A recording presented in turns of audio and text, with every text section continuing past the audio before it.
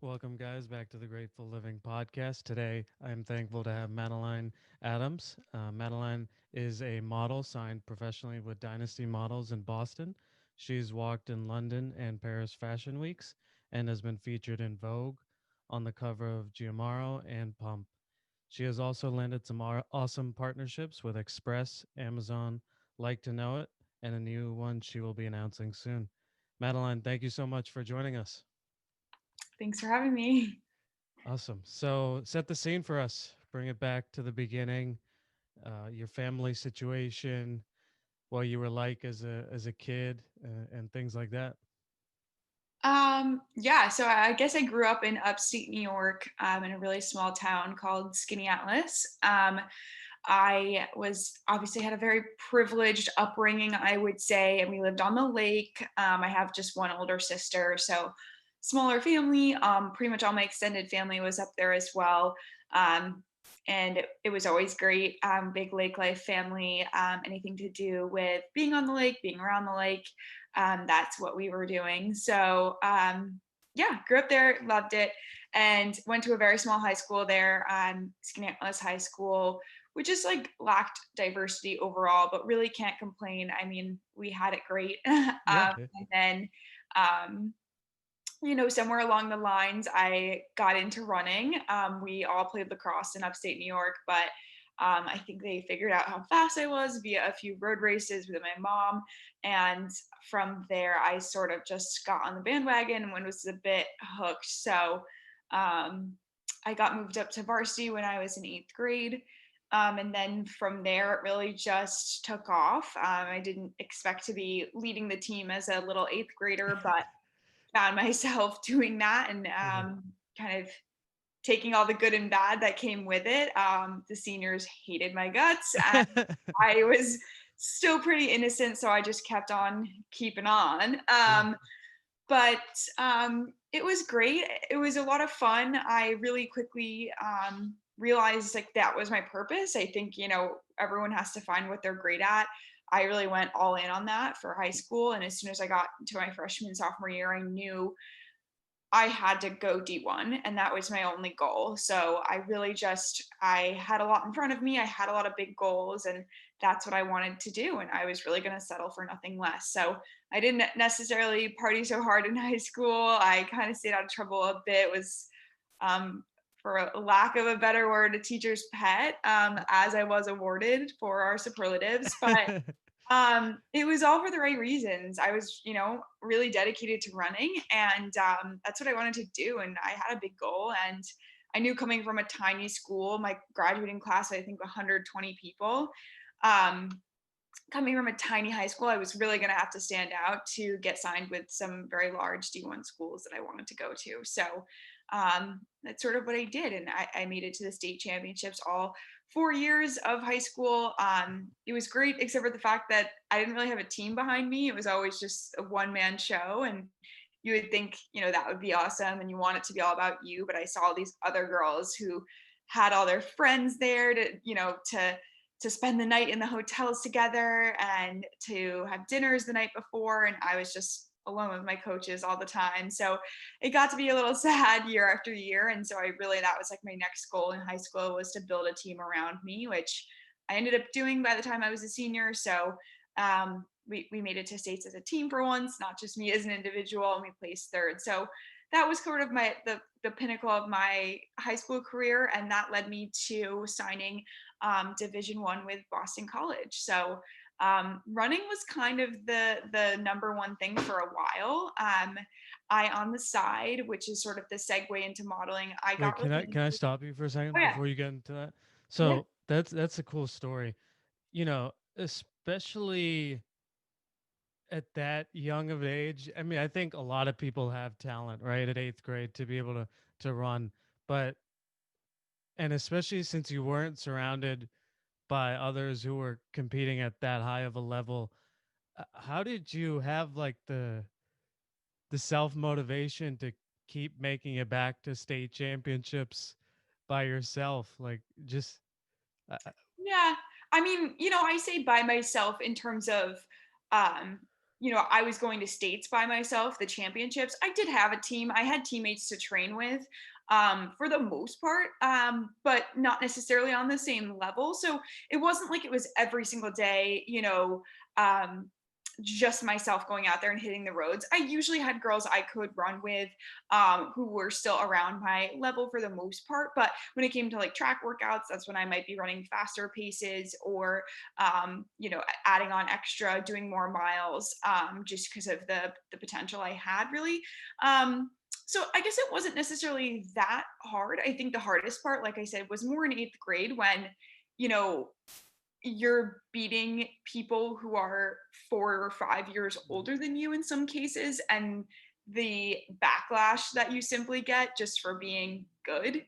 I think that sounds annoying, but it really, like, in high school, we all remember like how petty it was, right? So like anything they could find to knock you down, even though there was no reason. I mean, I really just came to practice, put my sneakers on, ran, went home, and did homework. Like, I really was not, causing any waves at this age, besides the fact that I was just good. I just Yeah. was, that was what I loved. So I think that would have been, that was more the hard part of the older girls definitely did not like Yeah. me, for the most part. There were a few girls, once I got into track, so it's cross country always in the fall, then indoor track, then outdoor track. So once track season came around, there we had much better sprinters. So track season was a little bit better for me because I wasn't always necessarily the like number one standout. We had some other girls that made it a really good team. But in terms of distance running, I was really the only one.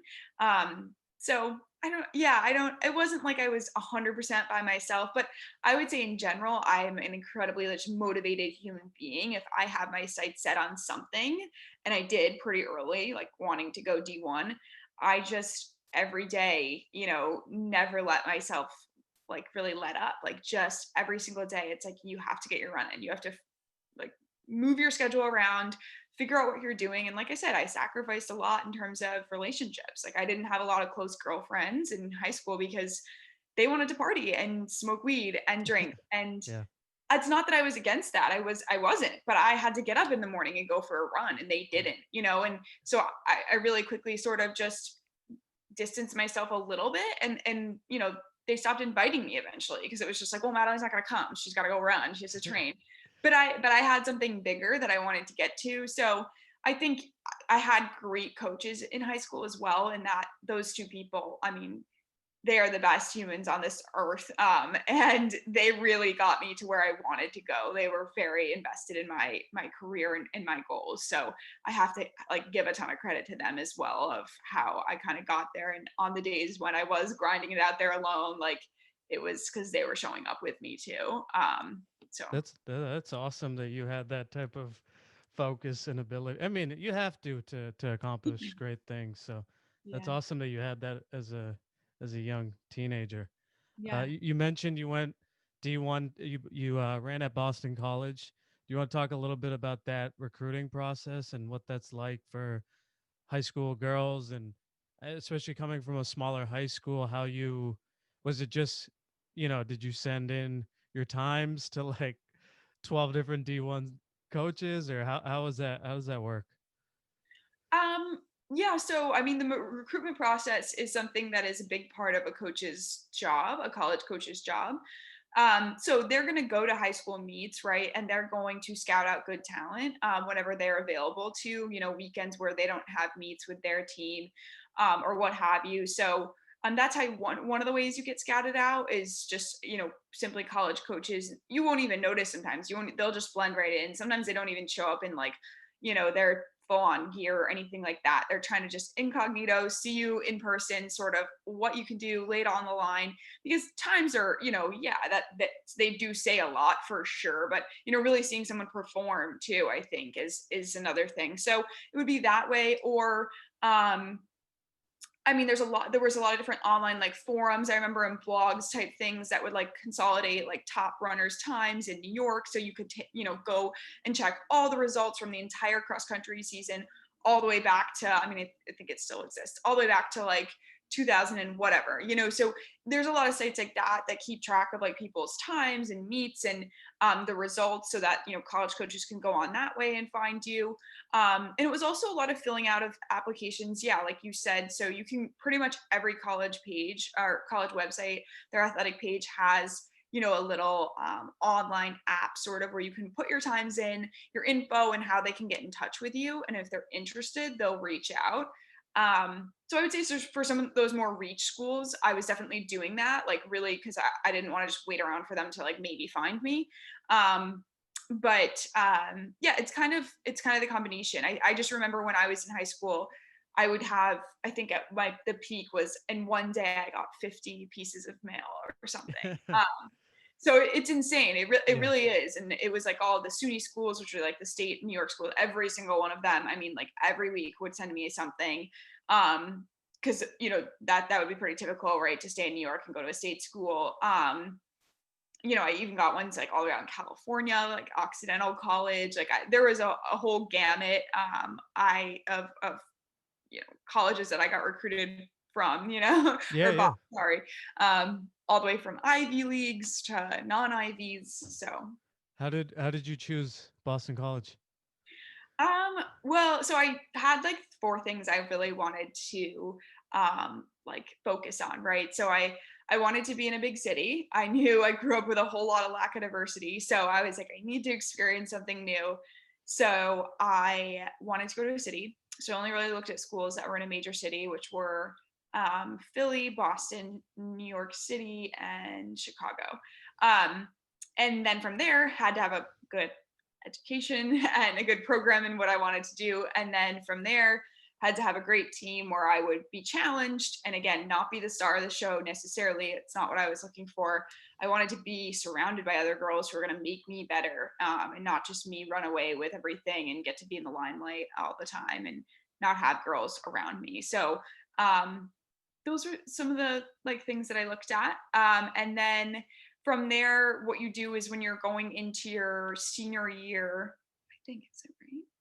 I can't even remember. But yeah, I think it's your senior Yeah. year of high school. You set up a bunch of what are called official visits. Um, and I had a bunch set up at just colleges. I had gone and my mom and I did so many campus visits. I remember like we did so many campus tours. Like we would do certain weekends. We'd go hammer out like 10 colleges in Philly. We'd do like 10 in Boston another Oh, weekend, 10 in New York jeez. City. Like we were busy. And Yeah. again, because I had so many like different colleges contacting me. So I wanted to see, like, I wanted to Yeah, give yeah. a fair chance as possible of just like seeing what they have to offer. If they checked those three boxes that I said previously. So, I landed on Boston College because I had an official visit. It was my second official visit. My first was DePaul University in Chicago, which I forget if they're D1 now, but regardless, I didn't totally imagine myself a plane ride away from home. So it wasn't necessarily for me. And I would have sort of been the star of the show there. And then I just remember my second official visit was at Boston College, and I just literally fell in love. Like I canceled all of my other official visits. I had like ones at Boston University and all these other big schools, was still talking heavily with Princeton and seeing if I could go there, and Yale as well. But ultimately I just was like, this is home. This is everything I envisioned college to be, which sounds funny, but like I just got on our quad, and like I can say our quad. Yeah, yeah, yeah. I Yep, got yep. on our quad because and just was like, this is exactly what I envisioned college to be. Like to the T, football, like the games, the tailgating, the just the look of campus, like the feel, everything, having the city nearby. Like I just was all for it. So it was that weekend. You spend the night. I think it's like 2 nights you spend, and you stay in one of the girls who's on the team, their dorm, and it gives you like a real feel. I remember we packed so much into one weekend. I was like exhausted. I like couldn't even go out with them like the second night, and Yeah. they were like, "Are you sure? You're no, I've seen it. Like I love Yeah. it. I gotta go to bed." Like Yeah. I That's just funny. remember being so tired. And I was like, I don't know how I'm gonna do this, but it was so cool. Yeah. So yeah, I don't. It felt right. It really Yeah. did. That's awesome. Before you get into, college and getting into photography, just curious, as a at a young age, were you interested in modeling? Like, were you looking at Vogue and other things like that, or is this something that's come up later in your life? I mean, I think every little girl inside of themselves is like, oh, like idolizes models, right? Like in general. Um, Maybe not all, but I think in Yeah. general, I mean, I had an interest. I wouldn't say by any means in high school I was like a fashionista or like super into, I don't even know, anything like that necessarily, but I I had the height and I always kind of said like what if, I fit sort of like especially back in high school and like early on I had I had a spurt in like middle school. I'm 5'10". So I was pretty tall, pretty skinny and lanky from running for as long as I can remember. I've always been sort of like that. But definitely grew a lot in high school specifically. So I don't know. I think I just always had this like, what if, like, I fit, you watch like, I remember like the Victoria's Secret fashion show and you watch them and you're just like, if only I could be one of those girls. Like, cause I was like, I have the height, I've got, like I've got what they've got. Like, why Yeah. can't I do that? Yeah. So, it was always a thought of like, yeah, I mean, I remember I would used to like look up like some agencies in Syracuse, New York to like see if there were any. And like, there weren't. So like, there's just no way to like really get started where I was from. So, um, I sort of said, maybe someday, maybe I would do that someday, or like jokingly applied to like the Victoria's Secret fashion show, like someday. Like I remember in college, my roommate, like we were like, let's like, she's like, I'll submit you, like, let's do it. But Yeah. I don't know. I don't remember her like being obsessive over it or it necessarily being a huge like goal of mine to become a model necessarily. Um, but it was always in the back of my mind because I was like, I could do that. I know I Yeah. could. So. Yeah. Talk to us about college and I guess you got into photography and how that led to getting into modeling. Yeah. Yeah, well, so I actually got into photography in high school, so I sort of didn't necessarily mention that, but yeah, we had to do like fulfill, the same way you have to fulfill your gym whatever credits, you have to fulfill art credits. So I started in high school in studio art and despised it. I'm again, not a good drawer. I can't do anything like that. But we had to do that to get into photography. So and then you start in film, which is really awesome because you start in the dark room and you truly learn, if you've ever edited a photo in the terms like dodge and burn, you truly develop an appreciation for how that happens in a dark room using all these crazy tools, holding them for like only a few seconds to block the light and, to fix a photo, right? That didn't come out perfect. This is really just like another type of art form for sure. I mean, film was like the coolest thing I ever learned. I was so obsessed with it. I like never came out of the dark room. I used all of my extra periods to like be in my photography like teacher's room and just chill there always, Yeah. to work on more stuff. So then you have to do film. And then once from that, you can do digital photography. So natural progression after that year was to get into digital. And then I got into honors digital, honors advanced digital, quickly just got really into it and obsessed and learned a lot and, had a really successful senior portfolio. And I was sort of like, I'd put so much time and so much effort into it. I would really put a lot of thought behind all of my photo shoots, like going and getting the outfit for the model I had, like even doing her hair and makeup, all this stuff. Like they were pretty like whimsical in nature. Um, so they're more a little more staged and intentional rather than just like I didn't just go out and find something and photograph it most typically. um and I just remember being like, I'm not sure how I'm going to continue with this, like how am I going to fit photography into college life, because it was all about running, right? And i Yeah. i didn't really know, I didn't really have a plan going in of how I was going to continue to keep up with photography besides just for fun and on the side. And if friends had mentioned to me like, oh, I need could you take this for me, blah blah blah. So um I didn't really have a plan going in of how I was going to keep up with photography, but I ultimately found on campus really the only thing that involved photography was the yearbook, which is called Subturi.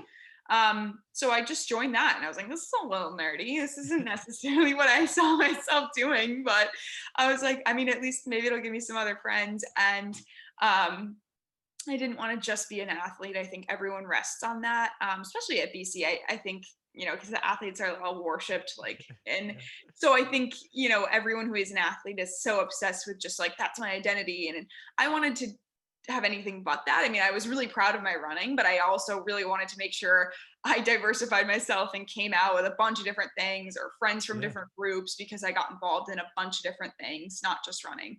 So yeah, the yearbook was just one of them. I joined the photography staff. It was awesome. Got to be on every single football, basically from, I don't know, I think it was like sophomore year on. I was at every single football game, home game, on the field, taking photos, which was really cool, really fun. All my friends, best friends were on the team. So I'd send them all the photos after. They'd post them on their Instagram. They started tagging them.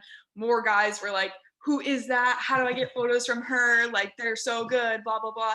So, and the yearbook has really great equipment too, we could rent out. So it really like helped advance my photography for sure.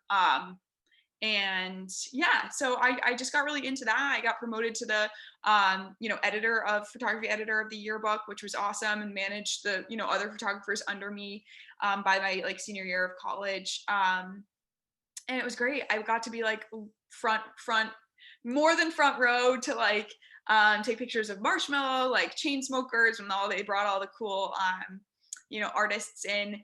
I sat on the physical court at basketball games. It was all the really close up personal experiences that a lot of people don't ever get to have, in their college career. So it was really cool. I'm really glad and grateful that I decided to do it, because a lot of people didn't even know I did it. I was a little worried of what people would think, and it was really cool. And now I have 4 what I call works of art that are, I don't know if you know, our yearbook is like 150 pages long or like more. Yeah. Yeah. Um, Actually, no, it's probably like, what am I talking about? It's probably like 450 pages long. Yeah, it's huge. It is literally Yeah. a book like this big. Like, Yeah. it's a novel. And it's like this large. It's ginormous. But it was like all my pictures. So it was like Yeah. so cool to see. And my friends would get it because they know they'd be in it. So like at tailgates before football games, I'd bring my camera, seltzer in one hand, camera in the other hand, still drinking, but taking photos. Like, if you ask anyone, if you ask Obi, he knows Yeah. too. Yeah, it was a riot. And then I have to, quickly, go back, pretend like I'm sober, put my vest on, run in, like, be like, I'm so sober, and then sign myself in, and then get through all the VIP inside access to Yeah. get on the field. So I definitely was a balance of so party hard with my friends, but like capture all the moments of us like doing that to put them in the yearbook. So, yeah, that was how I got into photography and how I kept it through college. And it was a lot of just taking pictures of others, right? Whether it was Yeah. like portraits or senior spotlights, or there were so many different events and things like academics. I'd have to like creepily go into classrooms and be like, I'm just gonna take your photo. Like, you need sort of Yeah. those, like, the same way you go into like the libraries, and just I'd kind of like snap a few and like for the yearbook. So yeah, that's sort of my photography journey. And along the way in college, I decided to well, really at the end of college, like junior year, I think, would have been it. I started my own photography business. So what that meant was really just invested in my own website. It was an easier way to share a lot of photos with a lot of people. So I could just send them out the link to like all the photos from today's game day, versus like, sending Jake's photos, sending whoever, like, or, Yeah. Yeah. Yeah. sending this person, Thad, his photos, whatever Yeah. it was. Yeah. So, because they all wanted them. Yep. So I, developed a website, all this stuff. And then, we started doing things like graduation photos and senior photos and headshots and group shots. So I think I remember senior year, I shot 8 different groups of girls in like a 2 to 3 or no, it was like, yeah, 3 or 4 day span. It was like groups of like 6 to 10 Yeah. for their senior photos, like cue on campus, like, in front of whatever, like all around campus on the quads and all this stuff. With the cap and gown. In the cap and gown, yeah, all Yep. of that. The classic toss picture, all of the things. I think and I charged for that, right? Like Yeah. I was Yeah. like had my own business going and it was like so lucrative. I literally like almost I think my computer crashed. I remember like senior week because I'd put so many photos onto my computer trying to edit them all for these groups of girls that like knew me or knew me through a friend. Yeah. Yeah. So it was cool. It was great. So yeah, I started my own photography business out of it and it was an awesome How did that then switch to let me be the time. person getting Yeah. photographed?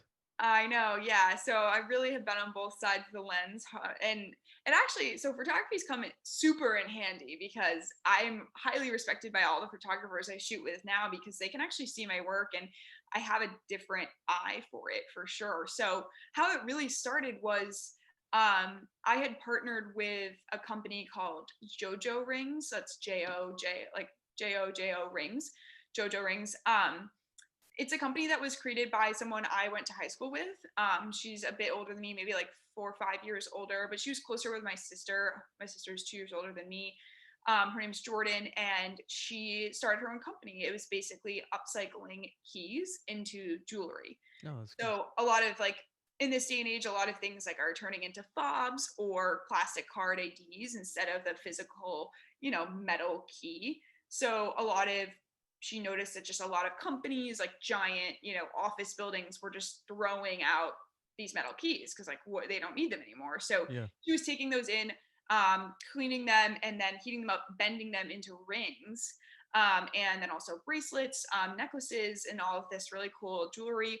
And she started her own company. So she because I knew her well, she sort of was like, "Hey, would you ever be interested in being an ambassador for, JoJo Rings, the company I just created?" And I was like, "Yeah, like I love them. Of course I would." And part of being an ambassador for any company is usually producing content. So having to post a couple times a month or whatever the agreement is about the product, about the company. So I needed photos of Yeah. me with rings on, and I kind of handed my camera over really to some of my closest girlfriends, and I was like, "I don't normally do this, but can you just like take a few photos of me outside? I just got to get a couple good shots of these rings to be able to post on my Instagram." So that's really how it started, Yeah. honestly, Yeah. like me truly being on the other side of the lens, and liking it and wanting to see what I could do. And then really from there, again, I just always sort of talked about it. And I think some of my closest friends were like annoyed with me being like talking about it. They were like, "You should just do it." And I'm like, "Oh, I don't know where to start. I don't have any connections here in Boston." But I also was really like nervous of doing modeling in college. I was just so afraid of what people would think of me. I mean, BC's obviously a smaller college. Yeah. Um, so I just was afraid. I was afraid of the reputation I might get when that was just not me and not my brand and not what I wanted to be labeled.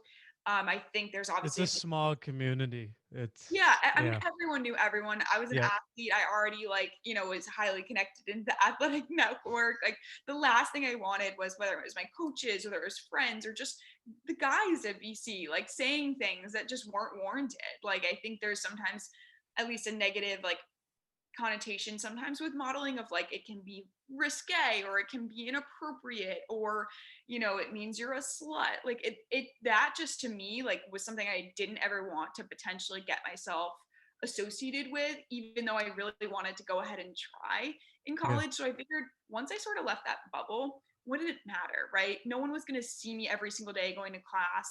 No one was going to be so obsessed with my business like everyone is in college. So I was like, once I get out of the little BC bubble, I felt a little more comfortable kind of going for it. So one of my closest friends, basically was well connected in sort of the artistic space here in Boston. He still is, and he just sort of reached out to a couple photographer friends he knew pretty well that Yeah. were, good photographers in Boston, and were like, "Treat her like an angel. I swear to God, if you do anything wrong with her, I will Yeah. hunt you down." So love him. I love Tom. He's one of my best friends. He really like honestly was the catalyst because I think he just heard me talk about it enough of like, well, what if I could, and he just kind of pushed me off the ledge as well as my like close girlfriend. So it was really getting out of the BC bubble and then also getting a little encouragement to do something I think I had always wanted to do.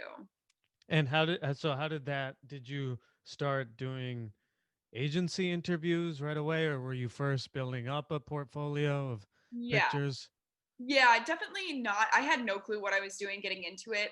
So and I wasn't necessarily I didn't have like a mentor really in the modeling space. I didn't really know what I was getting into. So and none of my friends were doing anything like it. So I it was just kind of all alone. Yeah, for sure. And I was like, I gotta just figure this out. And what you have to do really first is develop a portfolio. So shoot with enough really great photographers, have some concepts and certain things maybe you want to shoot, certain things you want to highlight about yourself, and really get some really great headshots, some great full body shots. That way you can submit and use those great photos for to apply to different agencies locally, or you can sign with agencies across the globe really. So yeah, I spent at least a solid 6 months. I started modeling in, summer of 2018. And for the first 6 months, all I did was shoot as much as I possibly could. And the idea was I did want to get signed someday, but yeah, you have to start there for sure. And that's what I did. Even that goes as far as investing in yourself and paying photographers, for their work. And when you don't necessarily have any relationship with them, or maybe you're not like Instagram famous, so it doesn't do them any good to shoot with you for free. So it was, really had to invest in like what I was getting myself into to have a solid portfolio. So Can you talk about that time period and how you kept going, right? Because you're investing a lot of time. There's not a lot of results showing. You're 6 months in, like, because I think that can like a lot of people have that fear of, the reaction of what they're doing and what their peers are thinking. yeah. How did you keep? That's a critical time period. How did you keep yourself going? Yeah, like I said, I mean, I will shout out my friends all day. I have a very close I don't have many. I never have been one of those people. I have a giant group of girlfriends or anything like that. I have a close 5, 6 that I adore and they have my back. Some of those are BC people, some are still friends from home, but I think that I would say is number one is just Yeah. having a close circle who, no matter, when you're having those days where you're like, I don't know what I'm doing, or I feel so insecure, or I'm so nervous about what other people are thinking, or it's just so inside your head. It's just surrounding yourself with the right people. And I literally say that like a broken record, but surrounding yourself with positive people does a lot for your life. If there's someone who's in your close circle who's bringing you down and is that judging like voice sort of, you're gonna have it on yourself 10 times harder, especially in modeling, because it's you, right? I think that's the difference with modeling is like it's in running it's your skill and it is still you, but it's your skill, right? It's your speed and it's your stamina and it's your endurance. But with modeling, it's just the way you look, like that is it. Yeah. And that is so personal, more personal almost than like a skill of yours, right? So it was hard, I'm not gonna lie. I mean, there was tons of times where I was like, yeah, I should throw in the towel. Like photography is what I'm good at. Because it eats you alive sometimes, seriously. And I Mm. still have days where i I want to cancel every single photo shoot I have set up because I just don't feel good about myself. And yourself is what is making you money, is booking you the jobs. Yeah. Yourself Yeah. Yeah. is it in modeling. So it's not easy. It's not something, to take lightly. But yeah, I would say having close friends, having a few trusted photographers who really had my back, and to this day I still shoot with them, and to this day like they just are my number one fans as well. And they, come up with concepts with me and they see my vision and they are more than supportive, and they will shoot me for free like 20 times over because I come with a plan prepared. I have a different angle. I offer a lot in terms of my photography background. So it's been really awesome because I've been fortunate in that regard because I have had some diverse experience to bring to the table, and they really respect, like I said, my opinion and what I'm going to also show up with. They know I'm going to be 100% prepared. It's not going to be, okay, well, we have no idea what we're doing, just fumbling around for a few hours. Like we get there, we get down to business, create some beautiful art, and then we're out. So I don't know. I think in that first 6 months, it was just keep on keeping on, seeking the advice of the right people, keeping a close, like really close circle, and I think, I don't know if I necessarily remember like what else I did specifically, but it was just like taking a little bit of the pressure off yourself too. I think I didn't necessarily have like a specific end goal in mind necessarily. So I wasn't on any sort of like crunch timeline of putting pressure on myself of what I needed to achieve. So I think that helped a little bit. I was just kind of going into it like so positive, and anything I get out of it and the images and everything like that, I was like, these are awesome. I've never seen my, self look this way. This is Yeah, so yeah, cool. This is so pretty. So just trying to stay positive in that regard. But I mean, I'm not gonna lie. So there are tons of apps that like tell you who unfollows you, right? So yeah, when I started modeling, as being insecure, I yeah, downloaded one of those apps. And the amount of people from my high school that unfollowed me on Instagram as soon as I started modeling and posting even just slightly more revealing photos, was astronomical. yeah, So um, I'm not gonna lie, yeah, yeah, there yeah. were a lot of times where I was just like, this is crazy. Like, what the hell? Why are people so unsupportive of what I want to do? And why does it bother them? I'm not doing anything for Yeah, like bad for them. And yeah, yeah, so I just started unfollowing them. I was like, if you don't support me, I don't support you. End of story. And that's still how I am to this day. So, I think people just spend a lot of time worrying about the people who don't support them, or worrying about the wrong people, the wrong opinions from the wrong people. And if you just block them or if you just unfollow them, yeah, you don't need to waste your energy following up with their lives and thinking like, you're giving energy into someone, even if it's just your time, even if it's just viewing their story, you're giving your time to them. Right. And I was very quickly just like, all right, well, I'm going to just support the people who support me. And I think that helped me keep some like sort of peace at the end of the day of like, okay, I'm going to focus on the right things. yeah. I don't know if you do this, but for me, a lot of that resonated with me because there's not a lot of 25-year-old podcasters. So Mhm. it's.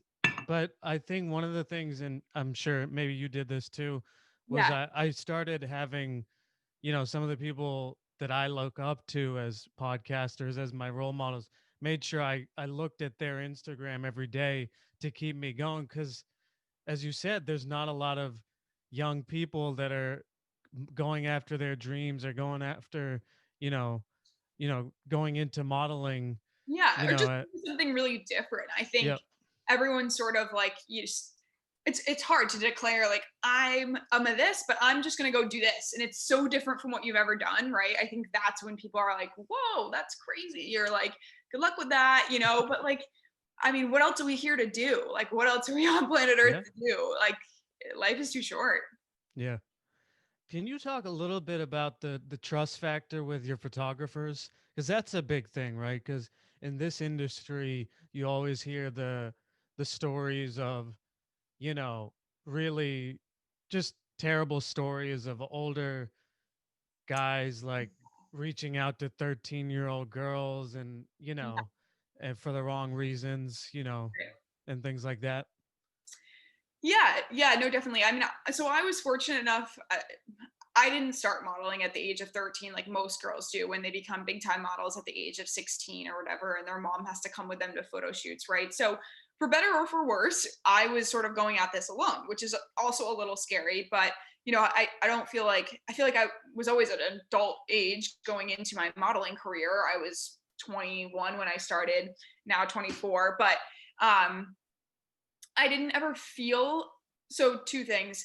I never have in my modeling career felt like I was put in one of those situations, which is incredibly fortunate. And I recognize that every time I talk with someone. So again, I've been very savvy. I'm a math major. I connect dots and I'm incredibly strategic. So I'm going to think 5 steps ahead, which means I'm going to cross reference someone before I shoot with them. So I think just being really smart, for any models out there or anyone who's going to try to start modeling is see who follow, maybe if you have any mutual followers, and reach out to all those people. Hey, I saw you follow this guy. Have you ever shot with him before? What's your experience? Da da da. I can't tell you the number of times that saved me from shooting with someone who had a sketchy reputation like that, because I wouldn't have otherwise known.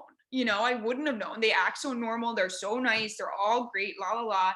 And I remember even like, people telling me when I started modeling, like, bring a girlfriend along. You know, if you're shooting with a male photographer, like, bring a girlfriend along. She can help with your hair, makeup, hold your clothes, whatever it is. Just sit there. Like, just have another person in the room, or shoot in a public space, so that like it can never get to that point. Which I kind of, would follow when I first started. But again, I reached out, or my friend, my good guy friend Tom, like, was the one to set me up with a couple photographers. And then from there, because I knew Tom trusted, Marcus, for example, one of the photographers I shoot with the most. Yeah. I knew, I could trust him. Once after I shot with him, he was super respectful, and the people he sent me, a couple different other photographers, are all super respectful. I knew I could trust then in Marcus and be like, okay, if someone approaches me, or if I approach another photographer, I could cross-reference that person with Marcus now.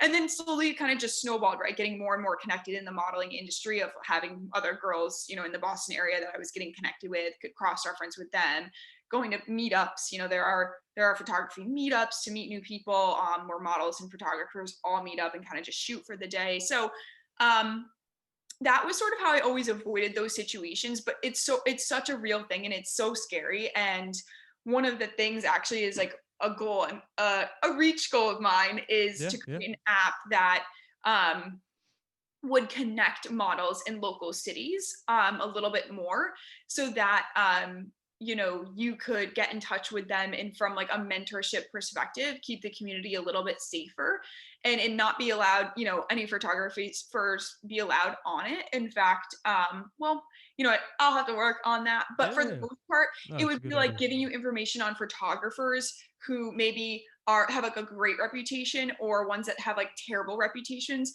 And not to be like an app where like we're shitting on people, right? But like an app to really make sure the community, there's a reference point, and there's also make sure the community stays safer and closer, because it is hard. Like, Boston's not a huge modeling hub, so it can feel like you're out there alone a lot.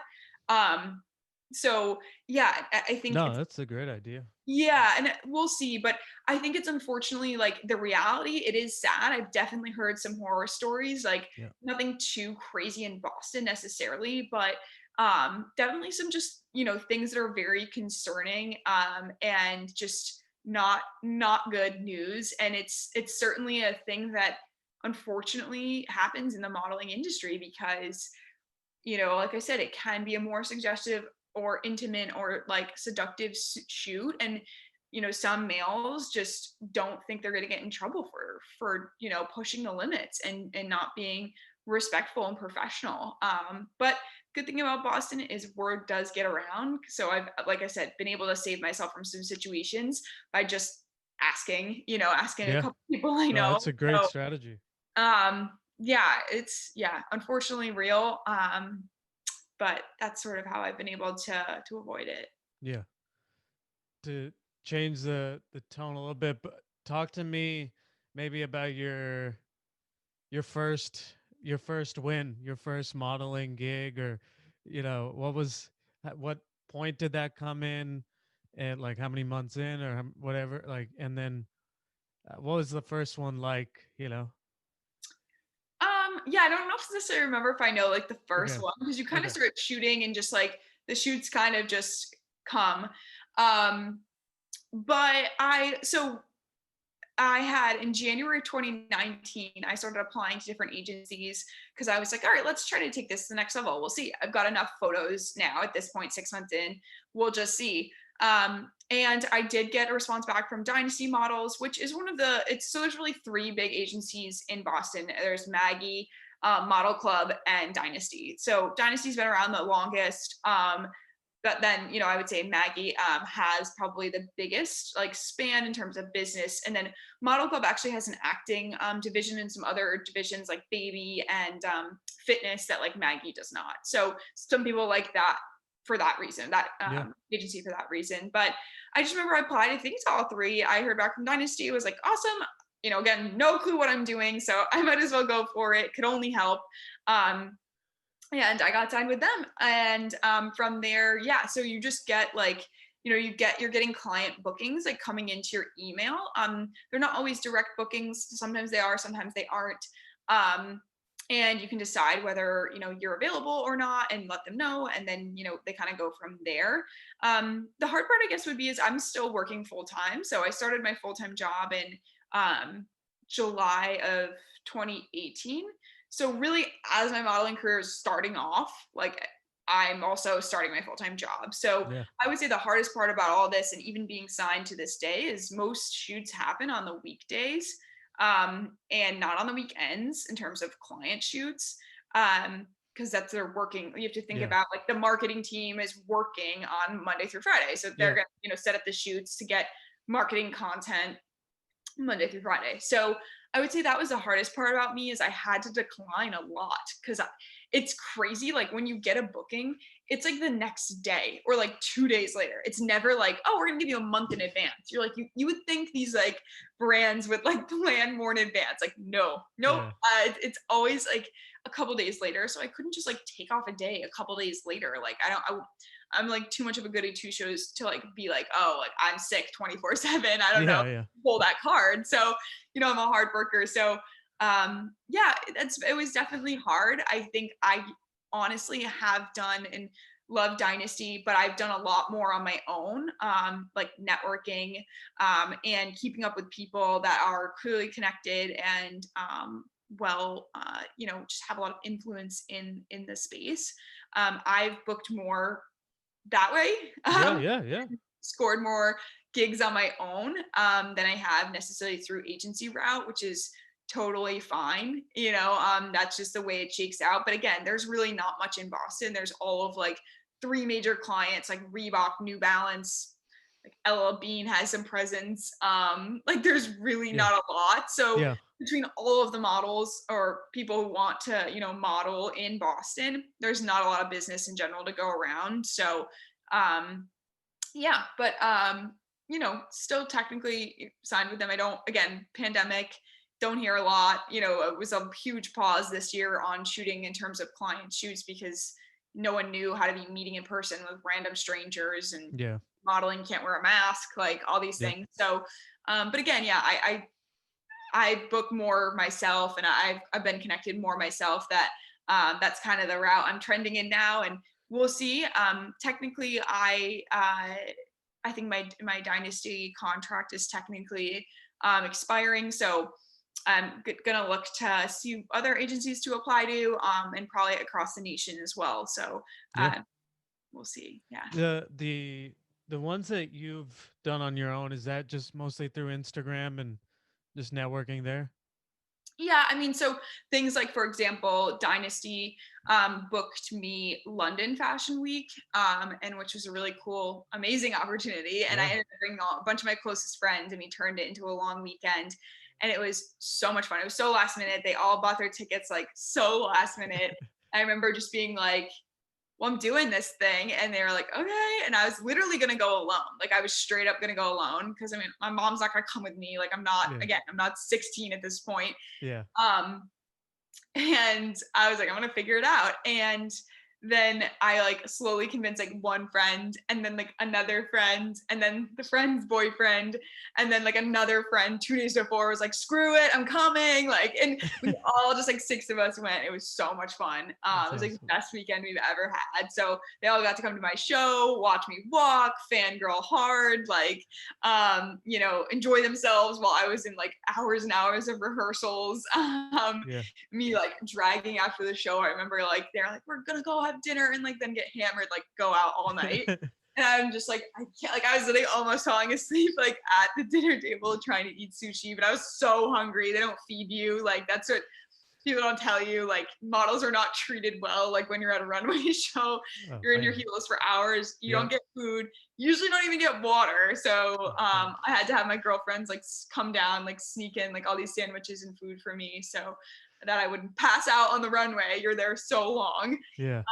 But I modeled for, I think, like 7 different designers. It was really great, really good experience. And one of those designers, who was the closing designer, like closing as in like end, like last one, I had stayed in touch with, I had all these photos in the clothing, and followed them all on Instagram and all that stuff. And then I just stayed in touch with a lot of them, and, you know, posting press came out afterwards, all this stuff.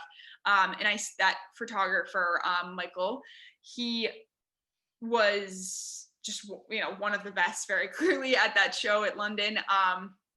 And I just stayed in touch with him, and then ended up booking with him again directly, and walked in Paris Fashion Week with just for him, in the Oh, Eiffel Tower. yeah. So that Yeah. was like the coolest thing I've ever done. Yeah. Again, another crazy fun weekend. I went with one other girl who was with Dynasty as well, but we had booked it on our own thing. And so she came with her boyfriend, and then my cousin met me there because he was like, I think he was like studying abroad in Spain. So he like met me in Paris from Yeah. Spain. And it was like the four of us. We had the most fun. We had such a great weekend. It was insane. Just like exploring, and they got to be up on the Eiffel Tower for free. Like usually Wow. it's so expensive. You know, to watch us like the whole day. It was just so Yeah. cool, Yeah. so surreal to be up there. So yeah, I think it's like it is Instagram a lot now. Like the power of Instagram is crazy, but just keeping in touch with people, whatever way that looks like, you know, keeping in touch with people who, one, do right by you, two, let you walk in their show and in their clothes, and, you know, just following up, like saying, you know, thanking them, just staying in touch. Like that's really how I've booked a lot of my stuff, is just being incredibly grateful and being very appreciative of what has come my way, and being smart about intentionally about staying in touch with people that, you know, I know could have opportunities in the future for me. So Yeah. yeah. I guess, and then do you want to talk about some of the partnerships you've done with Express and Amazon, and how you've been able to do those? Yeah. So I mean, JoJo Rings, you know, first started there as an ambassador, and then from there really just took off of different companies that wanted to partner with me. Once I started to have a bit of more of a platform, I still don't have like, you know, crazy amounts of followers. I definitely don't, but I've always been super organic. You know, I'm never gonna buy followers. I don't even necessarily hashtag unless I have to with my partnerships. Like I really just want it to be like an organic, like I am me. And if you're Yeah. interested, awesome.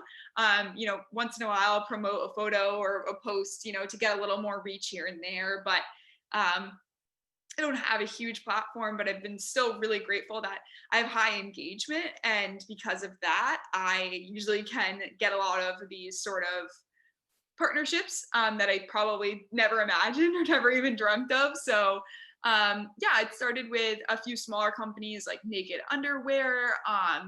They donate a free pair to women in need for every pair purchased, which pretty much all the companies, at least small ones that I partner with, are like, they have some sort of mission that I'm really behind and all for. It's not just like, these are awesome products, so like you need them. It's like, I don't know if I talk about it enough, but I for the most part don't partner with a brand unless they really have an awesome mission. So like JoJo Rings, they're upcycling and they're all recycled keys. Otherwise that metal would just be in a landfill, right? And then every month, I think it's like $5 if every purchase goes to a charity, and she rotates the charity every month. Then I signed it with Acta, which is an athletic wear company. They donate to 4 different charities with all of the purchases. So I'm really passionate about that. I'm very Yeah. Oh, conscious that's of that. awesome. So and then yeah, I don't even know how Express came about, but it was like earlier this year, I just saw something somewhere, whether it was in an email. I've literally been shopping at Express for so many years, like especially since being in the business world, like for sure. I mean, I literally got all of my like work clothes from Express. It's professional, it's affordable, it's cute, it's trendy.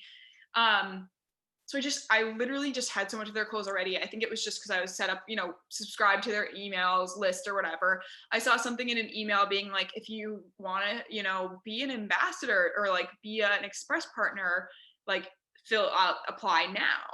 And I was like, this doesn't happen. Like these huge brands don't just like put out there like an opportunity like that, you know, ones that desperately need you or are DMing me every single day or commenting on my photos, you know, that are like spam basically. Like Yeah. they'll have a direct link like on their Instagram or on their website of like, sign up for their scam basically ambassador program of like, it's crap products coming from China, whatever. Yeah. So I was like, this doesn't happen. I was like, this is pretty crazy. But I was like, I'm going to apply, obviously, um, and see what happens. And I ended up getting accepted and I was so Nice. excited. So yeah, I get a lot of free express clothes every month. This shirt is express. Um, Everything I wear is express now, basically. Yeah. And in exchange just for posting and creating some content on Instagram. I make some TikToks here and there now, Snapchat, Facebook, Twitter, all that stuff. So it's just been kind of putting yourself out there. I think some people also they're like, oh, why can't I make this happen? Or why am I not seeing success? Like, honestly, a lot of the things that I've, booked Amazon, becoming an Amazon influencer, I applied to. So like, Yeah. you just have to do enough of your own research to figure out where to apply, where to sign up, where are those links. They're there, you can find them. It might be a timing thing sometimes, but like to know it, for example, is a huge influencer platform where you have to have like a blog and tons of followers to get on. I don't have a blog and I don't have tons of followers, and I got on. Yeah. And what it is like commissionable links for like the products you suggest. So for example, I can post a picture of my outfit of all my express stuff, and I can tag the exact products, right, that are in that photo.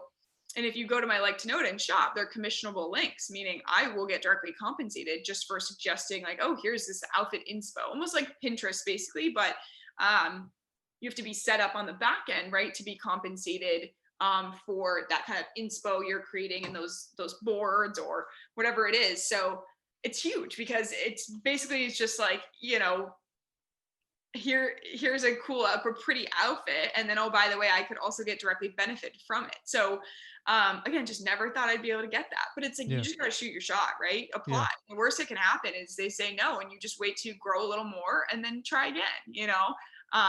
So that's how a lot of them have come about, honestly, Uh, just me kind of putting myself out there. yeah. As I listen to your story, I'm interested. How do you like? You're working full time. How like? Do you have time for self care? Like you're working hard on, finding these opportunities and things like that. It's just you're just in this Yeah, people mode ask that me, you just. people who know me well ask me this, and they know that I'm a little crazy. Oh, that's But good. to answer your question, I mean, I just don't like to be bored. I don't like to feel like a day goes by and I didn't accomplish something. And, whether that's even just getting a killer workout in this morning, like I did, and today, doing this, and then I'm Yeah. gonna go meet one of my friends and just, go shopping a little. I'm not gonna, besides a few of the things I did this morning. But I am not working really today for the most part, with a few exceptions. So I don't know. It's impressive. I'm just Yeah, curious. I don't know. Okay. It's just my drive. It's that I don't Yeah. like to be bored and sit around. If you ask me a movie, I've never seen it. If you ask me a TV show, there's a very small chance I've seen it, except for if it's The Bachelor. And yeah, I don't know.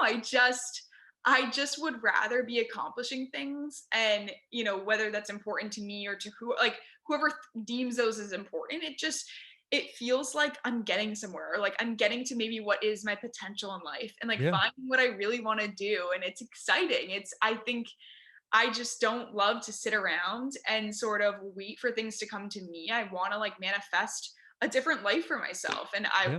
I think that's the only way I'm going to get there, is just like keep grinding. And it's sort of like I've been very fortunate, and I've had a lot of these opportunities sort of come my way and things go right. Maybe not everything, but like a lot has come my way. So I think it'd just be dumb for me not to take advantage of it. Like, I could do one photo shoot a year and sort of just hit the bare minimums for my express stuff and whatever, but like I want more. And now it's like, Yeah. okay, you do one thing, now you want more and more for yourself, for your career, and what that could mean for capitalizing on some of the stuff that maybe won't be relevant in a few years, or like maybe I won't look like this in a few years. And you know um Yeah. capitalizing on it while I can. Like, it's just, there's just no guarantees in life. So I just feel like I have it all in front of me right now, and it would just be so silly to sort of sit on it. And I wish, honestly, I'd started modeling sooner. So I think I'm just kind of grinding, making up for lost time. Yeah. Do you want to talk about a little bit about the SI swim search community you've joined and things Yeah. like that? Yeah. Yeah, I guess I don't know. I think this is just another one of those things where instead of telling yourself you can't do it, just go on and try. And they haven't announced any deadlines or cuts yet. So they usually will cut down the pool several times until they find, their cover girl. But they haven't announced that yet. So we're sort of just keeping on, keep developing content that might Yeah. get their attention. I created a submission video, which is definitely putting yourself out there, talking about yourself, letting people in. I've never really kind of done anything like that. So, it didn't tell, I guess, the tough story or like the really emotional stuff necessarily, but I think that's going to be next year's submission video if I don't Yeah. get this year, Yeah. and open up a little bit more. But it's hard. I mean, a lot of doing what SA Swim is making yourself vulnerable and really telling everyone, your followers, everyone, and the community, who you are and what makes you you, and letting people like intimately in. So that's been hard for me too, because it's like, I never used to use my social media like platform for that. That wasn't what I needed to do, is like let everyone know who I am, or all these people who I don't know who follow me, don't know me as me. So it's hard to be that vulnerable and open and keep putting yourself out there when there's no concretes as to when there's a deadline or a cut. You kind of just have to keep pushing and Yeah. hoping you're doing what they like, and they're identifying with your brand and they see sort of your potential and the goodness in you.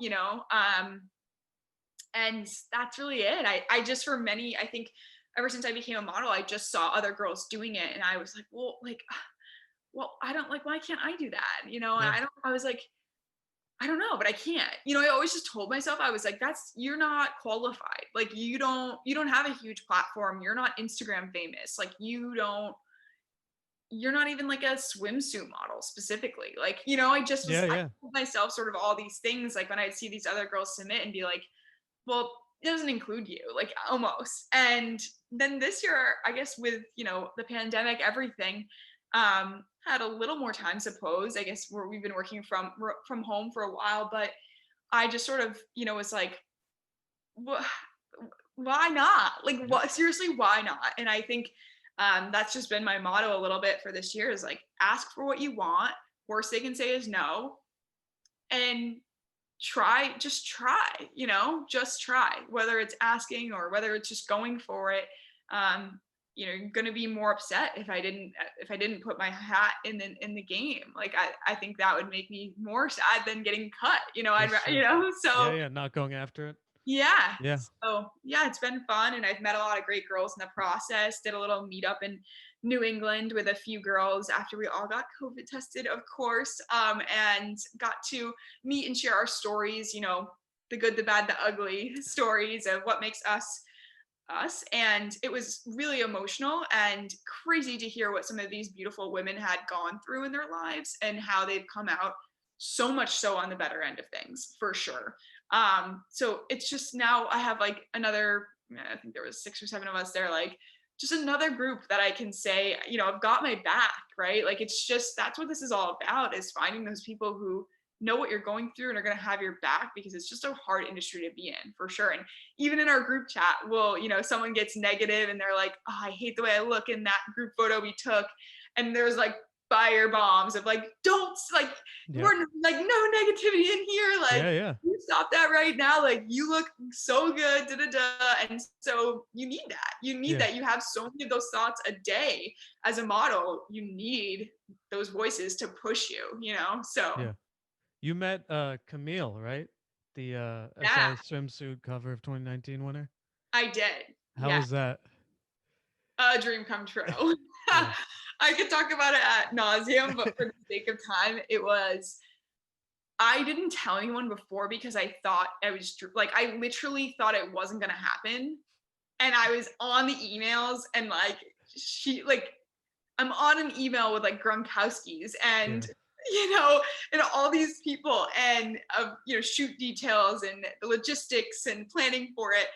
And I didn't tell a single soul, even my closest modeling friends, because I was so afraid to like go out there and be like, I'm gonna shoot with Camille, and then it not happen. I just thought like I was like, she's not gonna show up. Like she's not gonna show up. This is too good to be true. So yeah, it was so cool. She's so down to earth. She's just like talking to one of your girlfriends. I mean, she's a New England girl through and through. So she's awesome. She's super open. She's really down to earth. She knew my name and was calling me by my name by the end. You know, she replies to my messages. She commented on my photo. Like she's just super authentic, and I strive to be like her for sure, in some capacity. So yeah, it was just a little bar shoot. It was in a bar studio, so it was like all 10 of us, maybe like 3 of us kind of backup dancers or like students in her class.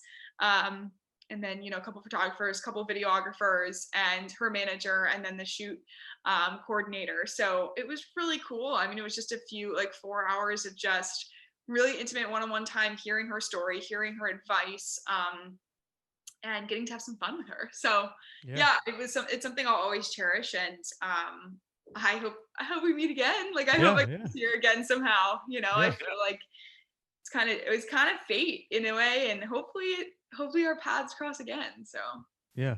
yeah. I guess as you look, you know, you're only 2 years in, and there's so much more you're gonna do. Yeah. But is there something you would say to your 2018-year-old self, like now that you're thinking about how much you have accomplished already, shooting with Camille and things like that, things you probably couldn't have imagined in just starting out in 2018? Yeah, it's a good question. I don't know what I would necessarily say. I think it would be something along the lines of like, um, you know, don't be afraid. Like, not that I was necessarily, but I came out of college definitely with like my confidence rocked. You know, senior and junior year of running for me was not what I had expected it to be. I was riddled with injuries junior year. I got mono, strep, like all these things. My junior year of spring, I had to sit out an entire season, which is no one wants to give up an entire season. It feels like the end of the world. So I just was in I think a tough mental place. I was in a tough mental place, like that and a few other things. Life happened. My parents got a divorce my junior year of college. It was not fun, not great, definitely not something I ever expected to have to go through in college.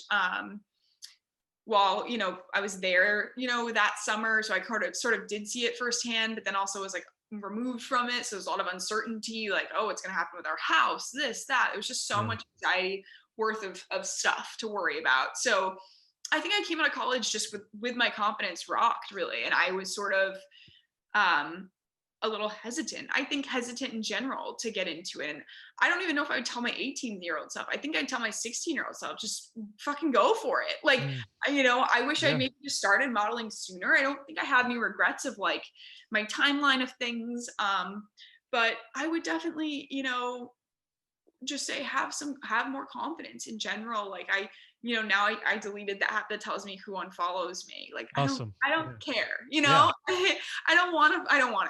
Like it's just a stress that I don't need, and more, you know, feeling down on myself that, you know, people that send you hateful messages or comment mean stuff on your photos, like you get enough of that every day, and you get enough of that from internally just being like, oh, I don't look awesome in that photo, or like I think I look a little fat there, or like my whatever doesn't look good, like I've gotten covered in acne. Like it's so you're in your own head so much. Like I think just trying to be a little more confident with it when I started was it was really hard for me because I was just not in a great spot like with the rest of everything.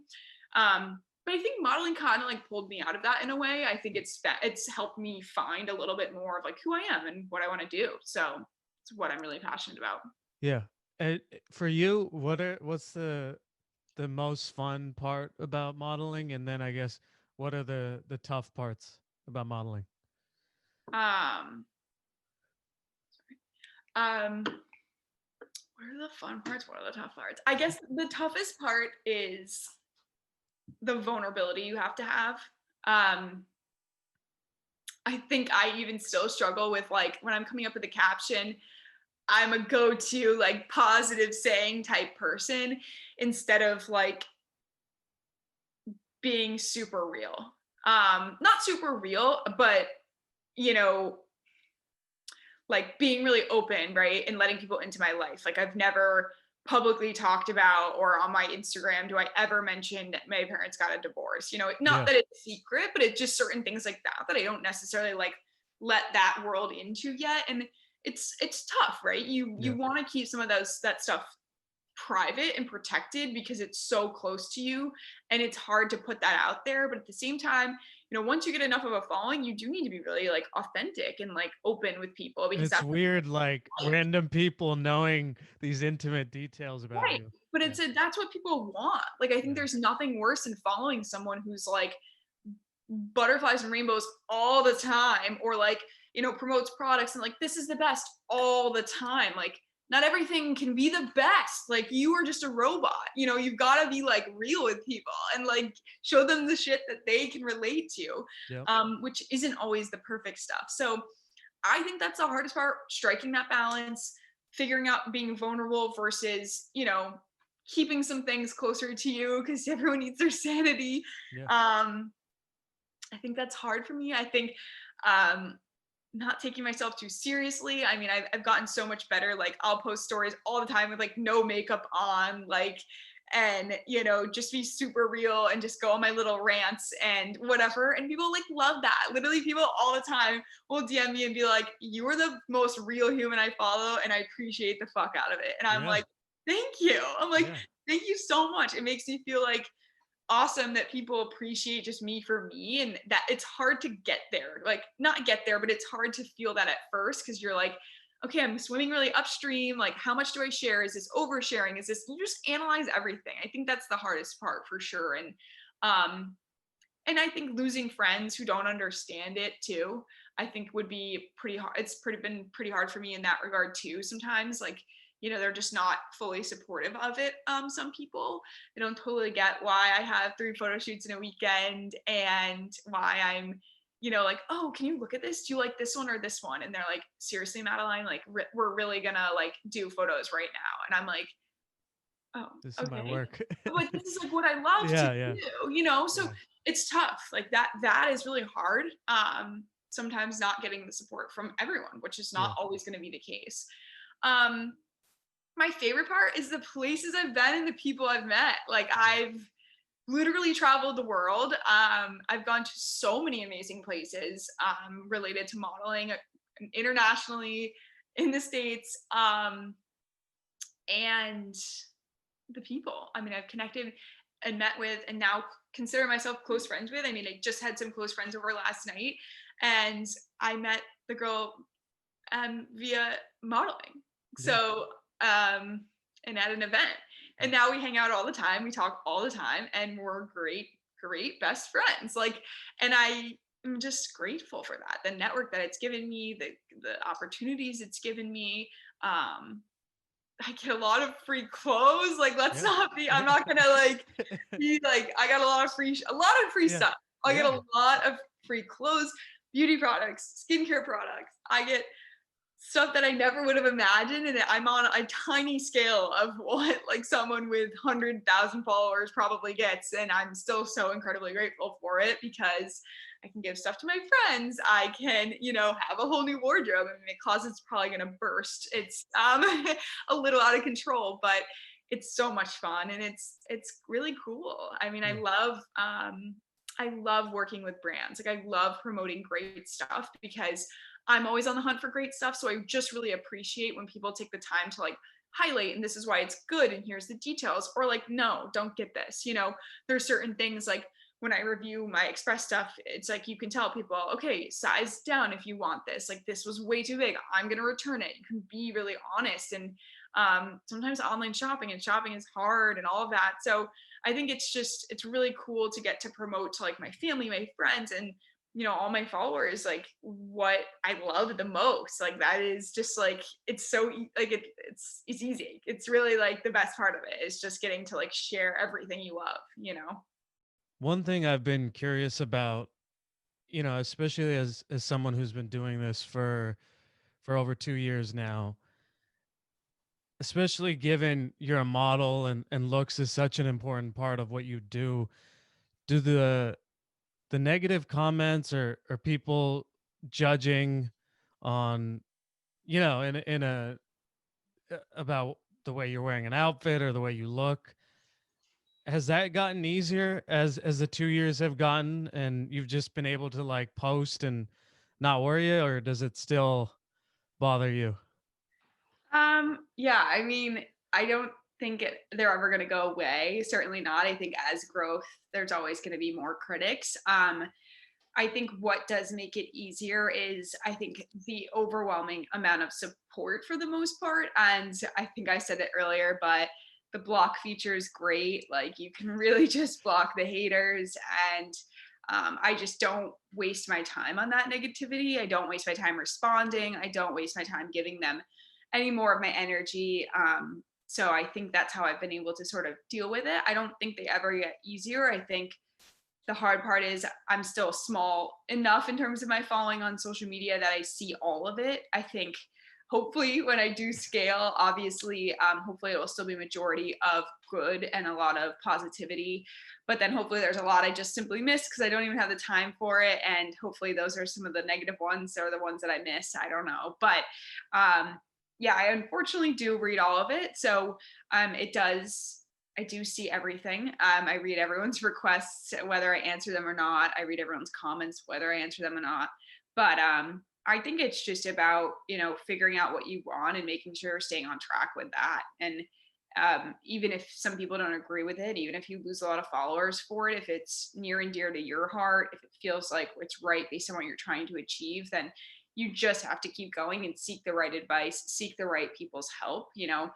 If you are second guessing yourself, you've got to seek someone's help who is in your close circle, not someone who doesn't know you, because someone who doesn't know you isn't going to give you a great opinion on like if that is your brand or not on your brand, like, or if it's, I don't know, a good outfit, not a good Yeah. outfit. Like you've got to seek the right approval for sure, and try to be as happy with yourself as possible to like get through some of that. Yeah. But when I feel like I'm on my purpose and I'm doing what I'm set to do and what I love to do, I feel like it's easier to just sort of like take those, read them, and like think no more than 5 seconds on them and continue on with my day. So Yeah, yeah. yeah. That's awesome.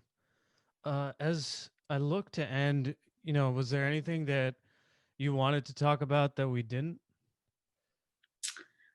No, not necessarily. I would just say to people out there, like if anyone's watching this, like support whatever that looks like is most of the time free in terms of what a lot of us are trying to achieve. So whether you just follow someone and like their content, whether you follow and comment, whether you follow, comment, like, share, right? Saves are a big thing now too.